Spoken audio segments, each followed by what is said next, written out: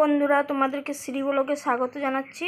এই যে মা আজকে আমরা দিয়ে একটা নিরামিষ তরকারি রান্না করবে। তোমাদেরকে সেই নিরামিষ তরকারিটা দেখাবো, কিভাবে কি পদ্ধতিতে আমরা দিয়ে নিরামিষ তরকারিটা হচ্ছে তোমাদেরকে দেখাবো। চলো তোমাদেরকে শেয়ার করছি। এই যে মা নিরামিষ তরকারিটা করবে। এই যে আমরা কেটে রেখেছে বরবটি, আলু, মূলো, কচুরকাঠি সব একসাথে কেটে রেখেছে। এই যে পিস পিস করে আমড়াগুলো কেটে রেখে দিয়েছে। কাঁচা লঙ্কা, আদা, জিরা আর দুটো শুকনো লঙ্কা বেটে রেখেছে। আর এই মশলাটা তেজপাতা, জিরে আর গোলমরিচ ভেজে তুলে নেবে। ধনেপাতা কুচি করে রেখে দিয়েছে তরকারিতে দেওয়ার জন্য। এই যে কড়াইয়ে গরম তেল দিয়ে দিয়েছে, তেল গরম হয়ে গেছে। ভাজা মশলাটা ভেজে নিচ্ছি।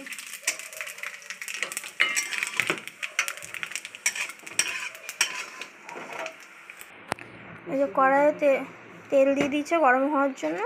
নামাবার আগে মশলাটা ভেজে তুলে নিয়েছে, নামাবার আগে বেটে দিয়ে দেবে।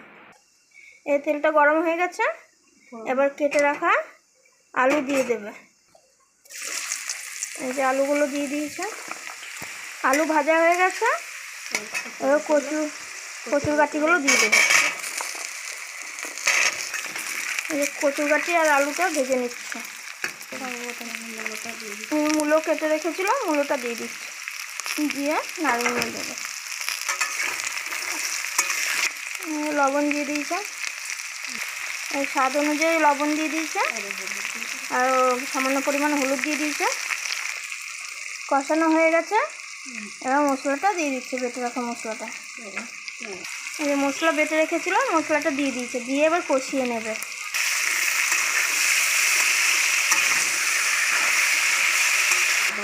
এবার মশলাটা কষানো হয়ে গেছে, কেটে রাখা বরবটিটা এবার দিয়ে দিচ্ছে, দিয়ে নাড়িয়ে নেবে। এবার নাড়িয়ে নিচ্ছে। এই সব সবজিগুলো একসাথে কষিয়ে নিয়ে জল দিয়ে দেবে।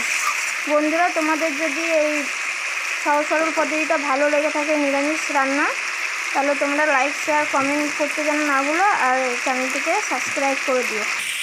এই যে কষানো হয়ে গেছে সবজিটা, এবার জল দিয়ে দেবে। এই যে সবজিটা সিদ্ধ হওয়ার জন্য জল দিয়ে দিয়েছে, নাড়িয়ে নিচ্ছে। এই যে সবজিগুলো হয়ে গেছে, সিদ্ধ হয়ে গেছে, তরকারিটা ফুটে এসেছে। এবার আমড়াগুলো দিয়ে দেবে।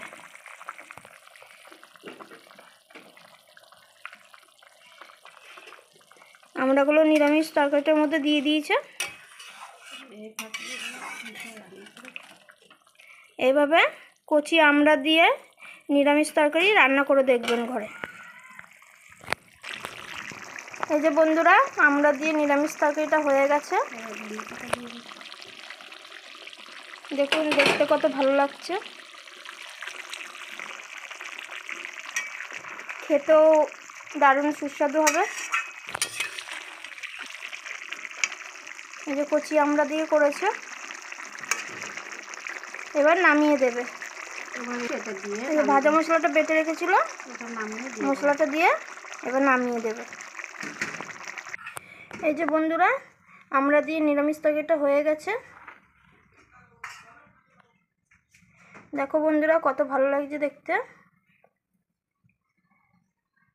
তোমরা এভাবে, তোমাদের যদি ভালো লেগে থাকে তাহলে তোমরা এই পদ্ধতিতে আমড়া দিয়ে, কচি আমড়া দিয়ে নিরামিষ তরকারি রান্না করে ঘরে খেতে পারো। আর তোমরা যে এত সময় দিয়ে আমার এই ভিডিওগুলি দেখছো, তার জন্য তোমাদেরকে অসংখ্য ধন্যবাদ জানাচ্ছি। অসংখ্য ধন্যবাদ জানিয়ে আমি আজকের আমার ব্লগটি এখানেই শেষ করছি। ধন্যবাদ বন্ধুরা, তোমরা সকলে ভালো থাকবে, সুস্থ থাকবে, এই কামনাই করি।